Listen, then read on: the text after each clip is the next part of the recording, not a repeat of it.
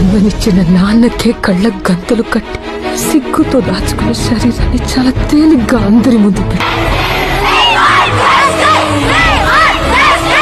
పిల్లల్ని కానీ పెంచి పెద్ద చేసి మనం ఈ కాలేజీల్లో చదివిస్తున్నామండి. ఎంత నమ్మకం పెట్టుకుని మనం చదివిస్తున్నాము. వాష్రూమ్స్ లో కెమెరాలు పెట్టారన్న, అది ఒక్క కెమెరానే దొరికింది ప్రస్తుతానికి అయితే. అది ఇంట్రాగేషన్ కూడా మాకు కరెక్ట్ వేలో జరగట్లా, ఏది ట్రాన్స్పరెంట్ లో జరగట్లా. ఆడపిల్లల్ని సంరక్షించే వ్యవస్థ ఈ దేశంలో రావాలి. మనం మీకు అండగా అది నేను తీసుకొస్తాను, ఆ చట్టాలు బలంగా తీసుకొస్తాను. నా బాధ్యత. నువ్వు ఎవరి స్థాయికి బిడ్డమైనా సరే వచ్చి సింగపూర్ తరహా కేనింగ్ ఉంటది అంటే మటుకు అందరూ భయపడతారు.